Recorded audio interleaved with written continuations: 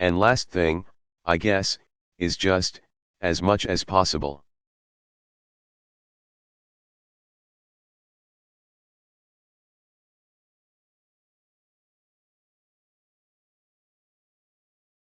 We try to make sure every night when we're home that they have to sit down and eat dinner with us.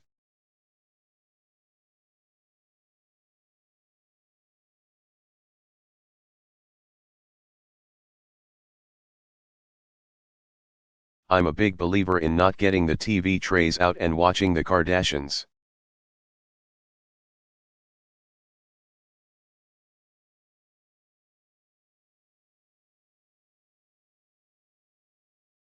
You sit down, leave your cell phone somewhere else, and we'll have a conversation. And that seems to help, too.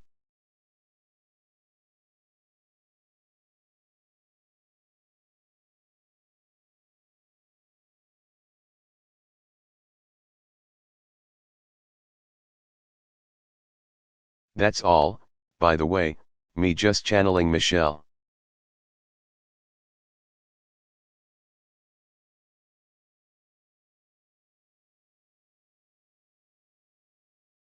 Like I said, the main thing for your husband to do is just listen to you.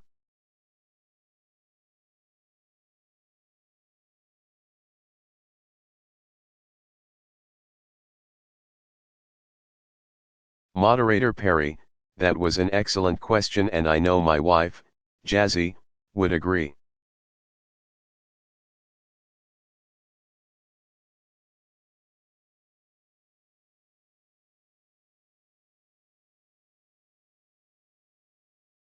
I listen to her day in and day out.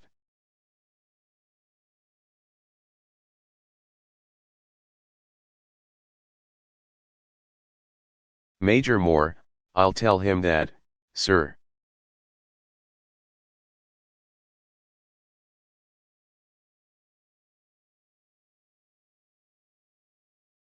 Thank you very much.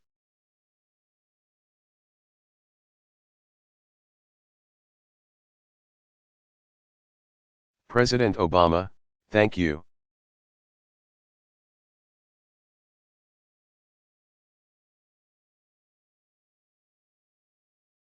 Moderator Perry, and I know, I'm sure all of our service members who have families would agree.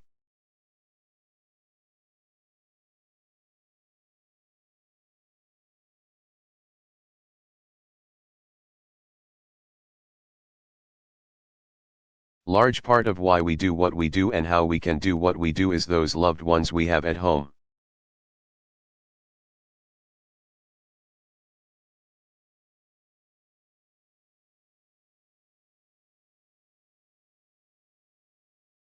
President Obama, absolutely.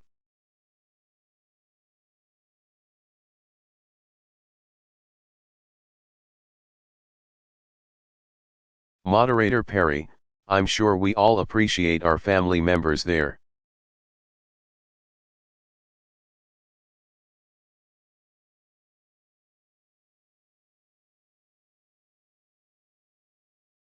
So we do have family members watching on American Forces Network. I know my wife, she's watching on Defense.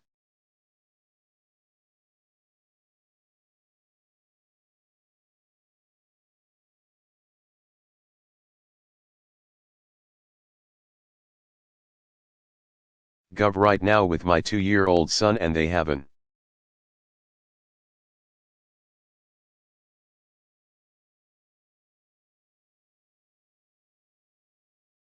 Opportunity to talk to you as well through social media.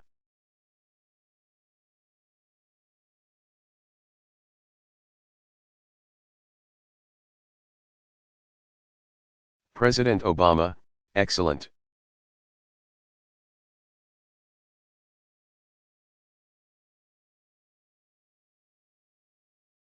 Moderator Perry, Petty Officer Lori Bent is going to take us there now.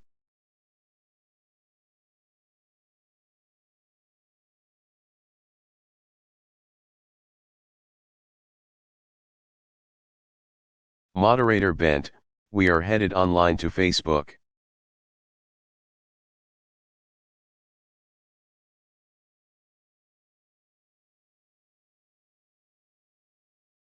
Sir, this question is coming from Michael Ong, Mr.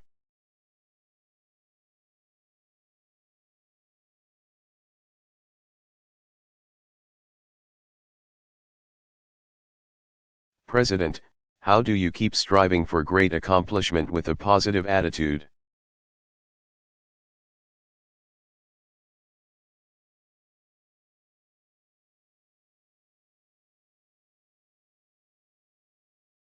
While everyone seems to be hating and talking smack about you and all you do.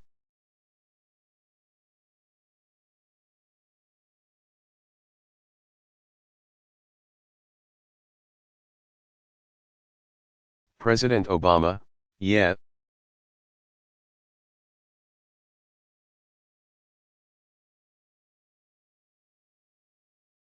You know, the truth is that not everyone is talking smack about me.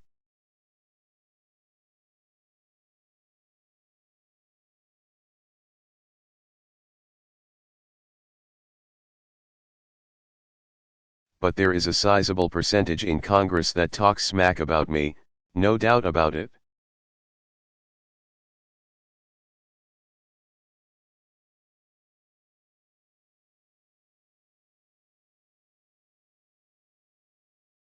It's interesting when you go into public service. I think there are two ways to approach it.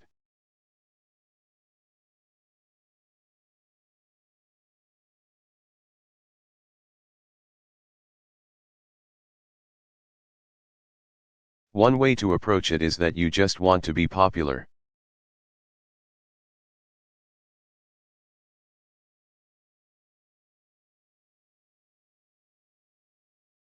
You want to get elected, you want to stay in office, you want to be popular.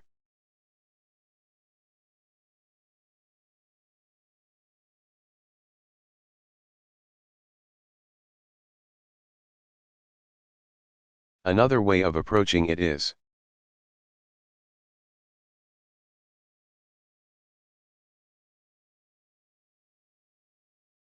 I want a particular position because I want to get something done for the American people.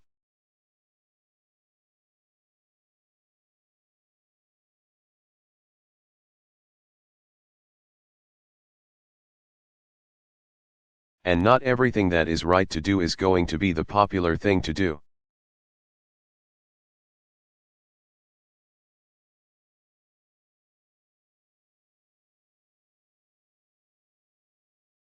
And I made a decision early on that if I was going to do this, if I was going to run for elected office,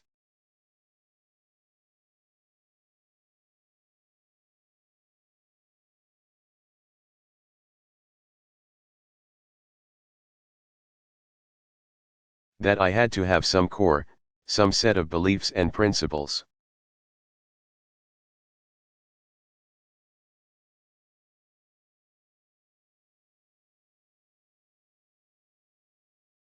And that there would be times where I made mistakes or I made a wrong call, but that I was guided by what I thought was best for the American people.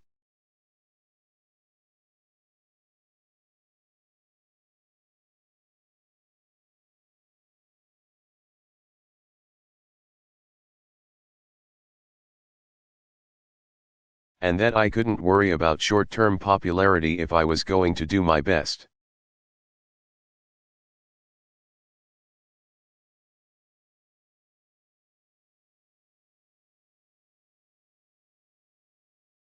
So I'll give you a good example.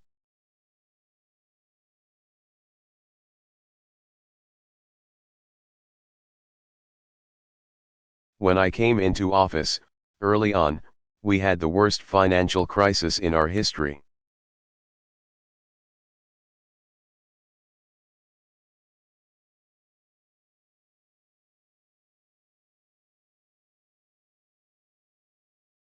One of the casualties of that was the US auto industry. The big three automakers were on the verge of flatlining.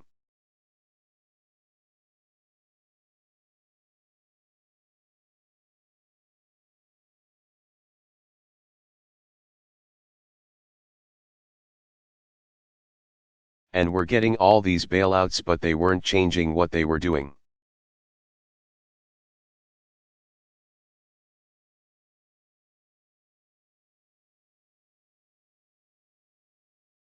And a lot of folks thought that Chrysler was going to go bankrupt, and then GM was going to go next.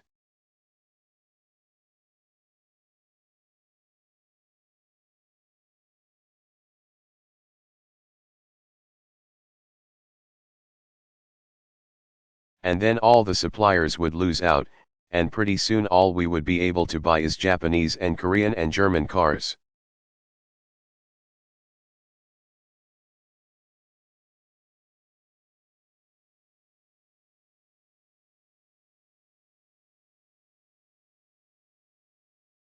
And I said, this is an industry that's too important one that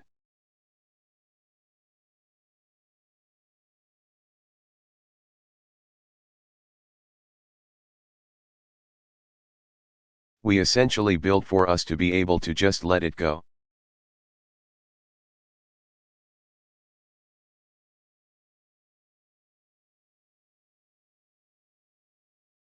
And I knew that we had to put more money into it to get the industry back on its feet.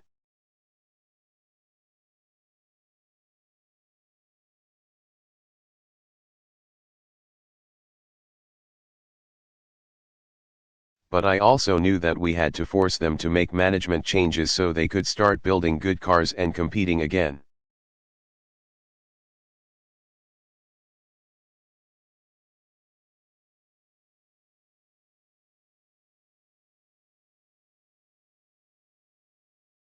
Well, I tell you, when we put forward our plan, I think that 10% of people agreed with it.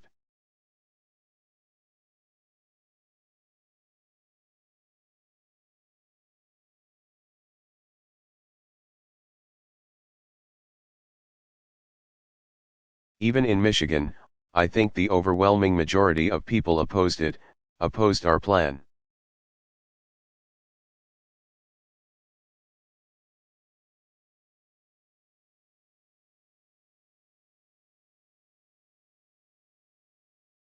And if I had been thinking in terms of just looking at the poll numbers, I wouldn't have done it.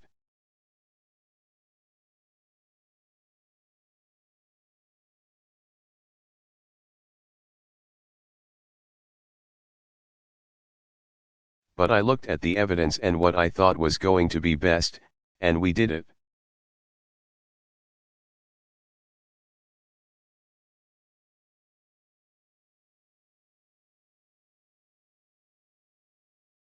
And this year, we're probably going to sell more US cars than we have in 20 years.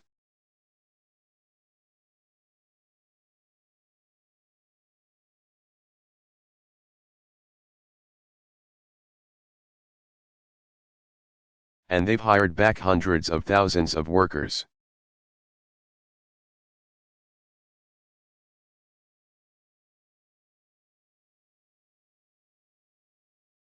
And it's been driving a rebound of American manufacturing that is vital to our economy.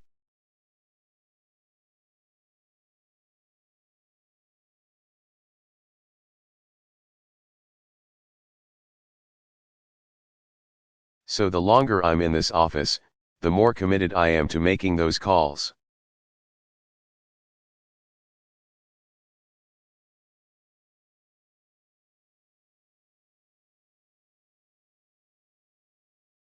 And part of the challenge in this job is that if it's an easy question it doesn't get to my desk.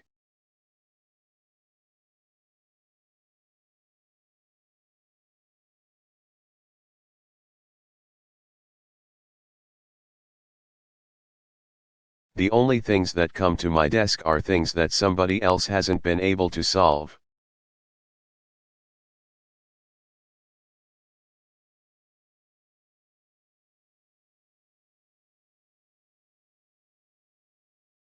And my job is to make a decision based on sometimes imperfect information, and you're working on the percentages.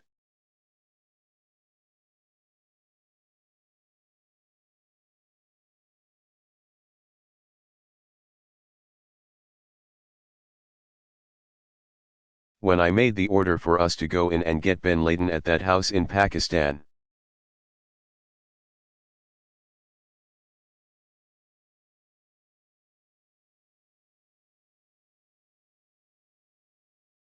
It was probably a 50-50ths proposition as to whether that was, in fact, him, and the risks obviously were enormous.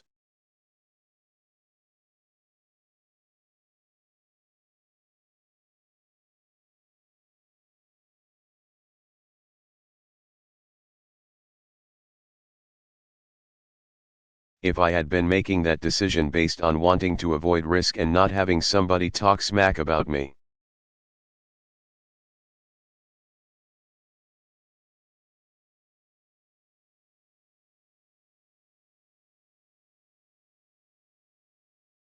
then that might not be a decision that I would have been prepared to make.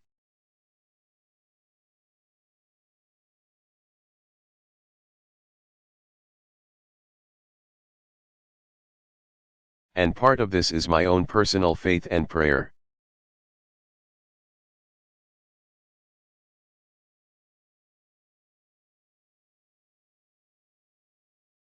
And part of it is the support of an incredible family and friends.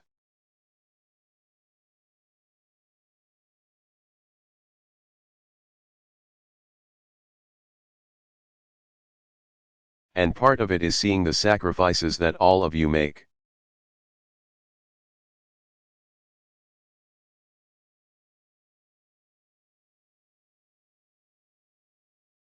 When I go to Walter Reed and I visit wounded troops, then I say to myself, well,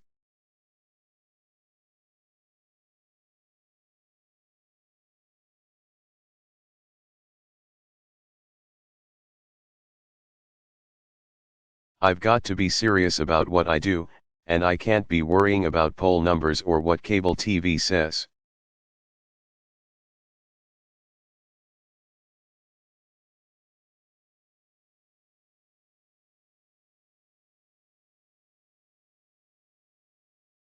I've got to make sure that I am, to the best of my abilities.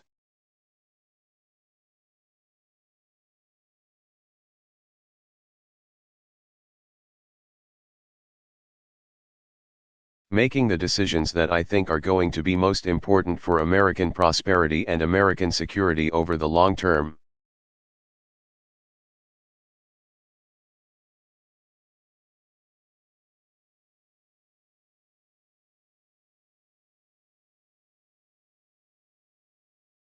And that way, you can at least sleep at night.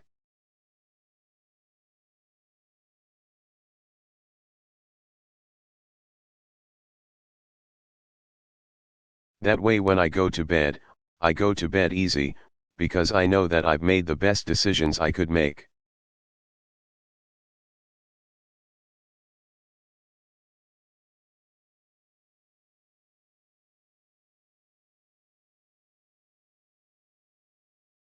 Now, the only way that works is if I'm also open and listening to.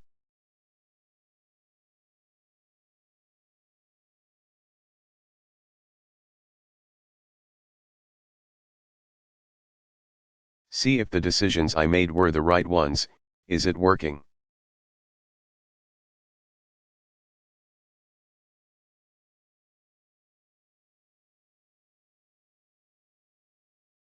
And I've got to be open to the fact that sometimes I may not make the right decision.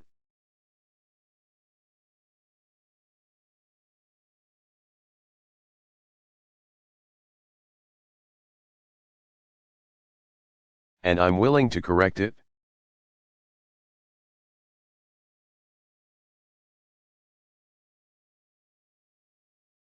And I've got to own that.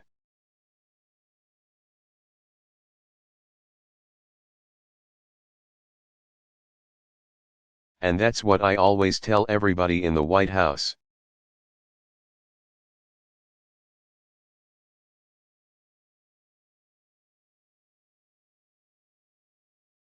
Is if somebody screws up, because there will be some screw ups, own it and correct it, and learn from it.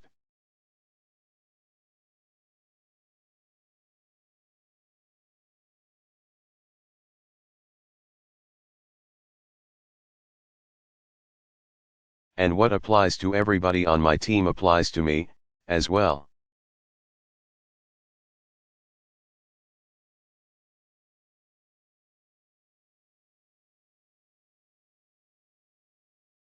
So I think some of you may recall when we passed healthcare.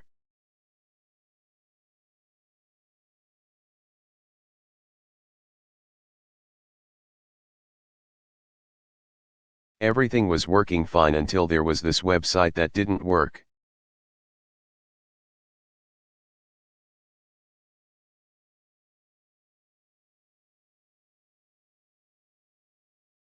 It was a disaster even though I had been asking every 2 weeks, how's the website going?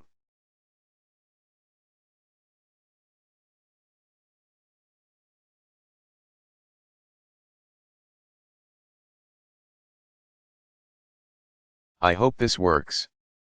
But it didn't work. And we had to own that and double down.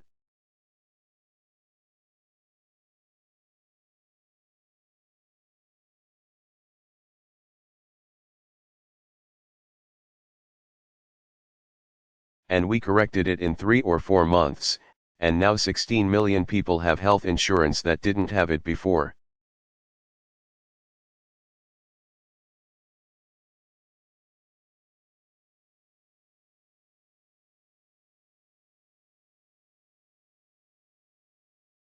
And it actually costs less than people anticipated.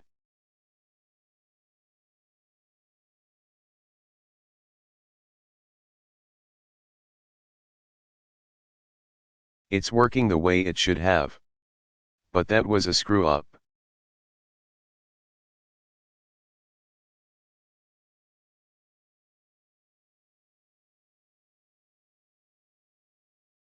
And there's no point in trying to hide things when they don't work.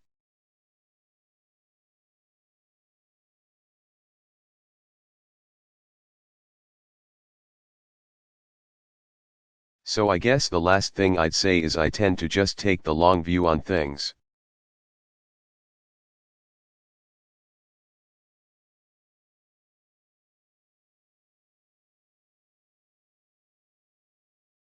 Political polls and what the pundits say and what other politicians say, that comes and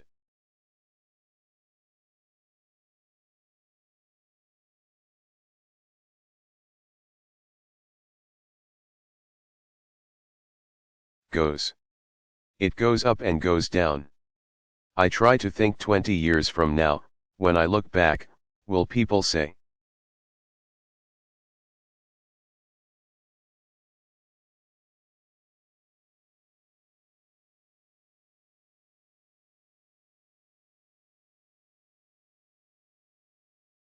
this person operated with integrity and made decisions that were best for the country?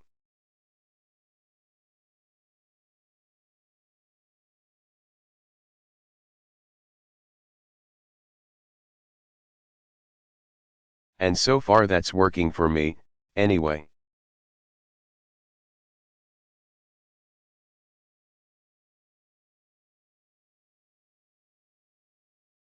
It doesn't mean I'm not sometimes a little offended.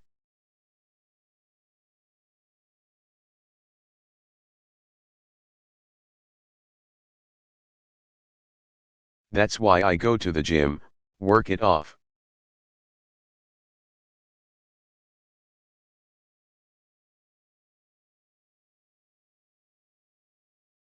Moderator Perry, well, Mr.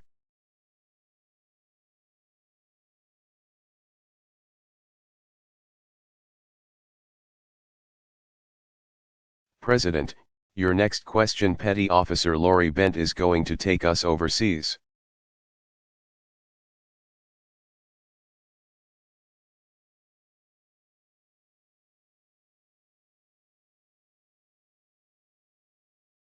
Moderator Bent, sir, your next question is coming from Gunnery Sergeant Bryson Elliott, and he's at you.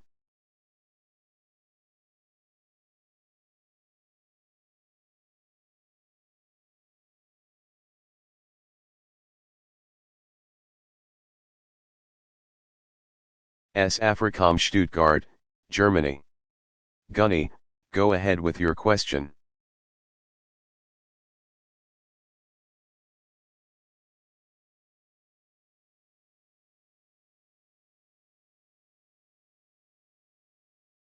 Gunnery Sergeant Elliott, first of all, sir, Thank you.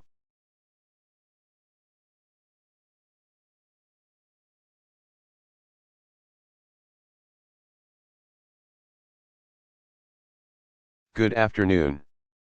Thank you for taking my question. Mr. President, my question is: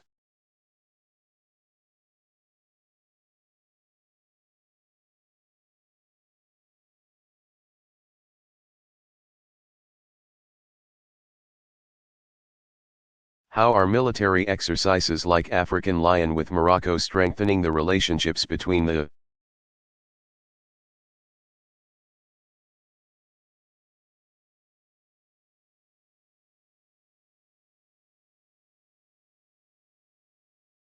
U.S.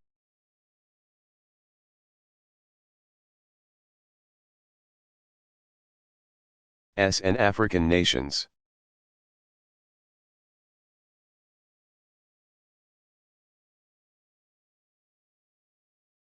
President Obama, well, it's a great question.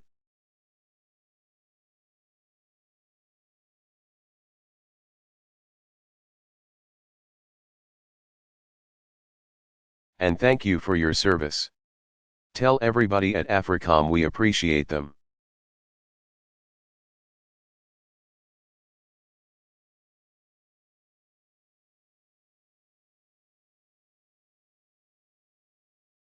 I just came back from Africa several months ago, and there are huge challenges there, but also huge opportunities.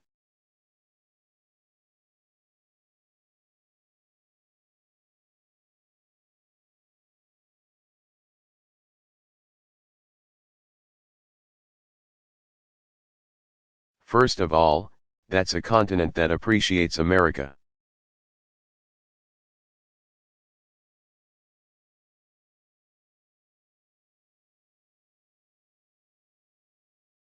When you look at polls, the continent as a whole,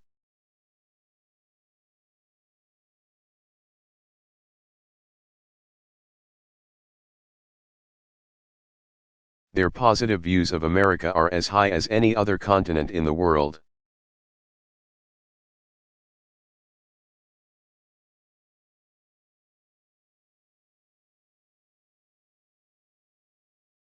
So the people of the African continent admire the United States.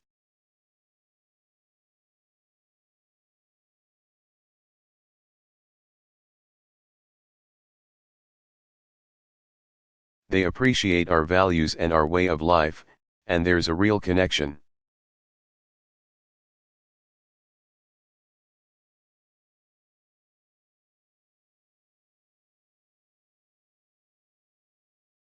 It also is the continent with some of the fastest growing economies in the world.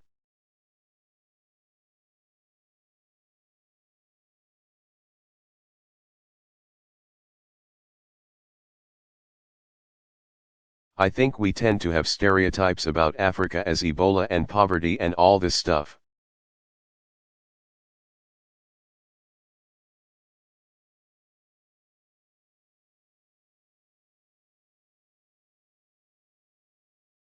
When you travel there, they're moving.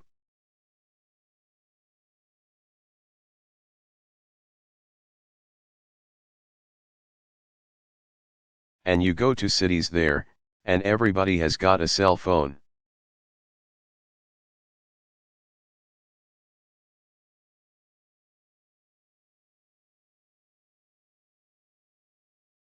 And everybody is hustling, and everybody is working.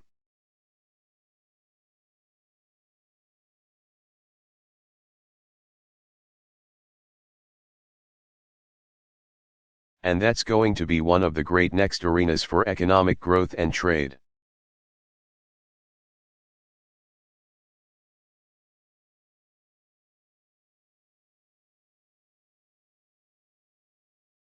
And that means that the United States is selling more goods there and they're selling more here.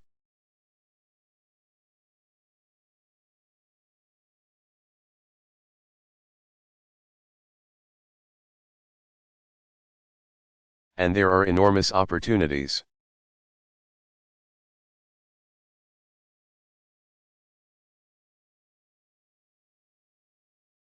So our prosperity with them is tied together.